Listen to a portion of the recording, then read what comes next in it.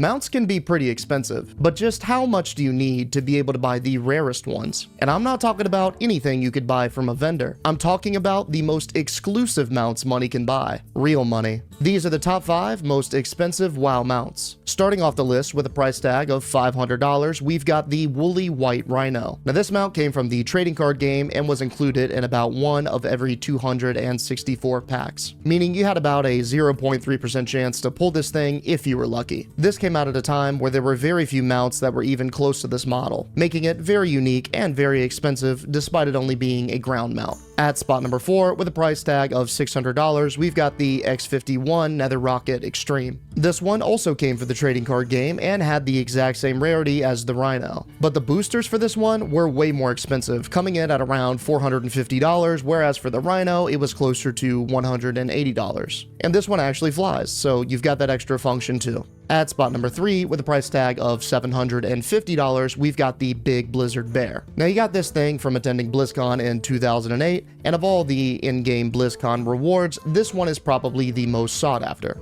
And honestly, I can see it, because even today, where you have like 1,000 mounts, this one still stands out. And that's because there's nothing that even comes close to a bear wearing frosted goggles with a murloc waving a flag around riding shotgun. Truly one of the most unique and recognizable mounts in the game. Next up, at spot number 2, with a price tag of $1,800, we've got the Magic Rooster. Now this one also comes from the trading card game and has the same 1 out of 264 rarity that we're used to seeing. But the boosters for these things go for about $900 a piece and are a lot more difficult to find than some of the other ones. But if you do manage to find one of these and are lucky enough to pull the Rooster, you'll either have one of the most recognizable mounts or next month's rent taken care of. And finally, at spot number 1, with a price tag of $7,500, we've got the Swift Spectral Tiger. Now, if you played WoW for long enough, you probably saw this one coming, because a lot of people think that this is the ultimate in-game flex, and it's kind of hard to disagree with them. This also dropped at a time where mounts weren't even close to this thing visually,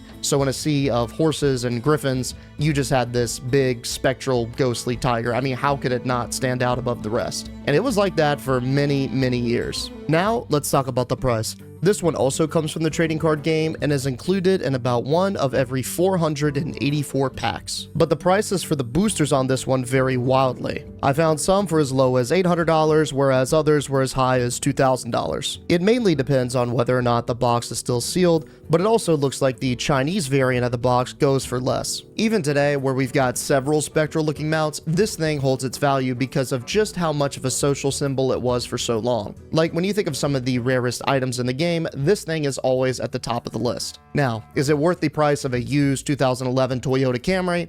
I'm probably not the person you should ask that to. But what I will say is that it's a pretty cool looking tiger. Now, it's worth noting that some of the trading card game mounts like the Feldrake or the Blazing Hippogriff that used to fetch pretty high price tags were excluded from this list. And I decided to do that because these mounts were either Twitch or Amazon drops or rumored to be future drops. But what do you guys think? If you had a code for one of these mounts, would you sell it or would you redeem it in-game? Let me know in the comments below.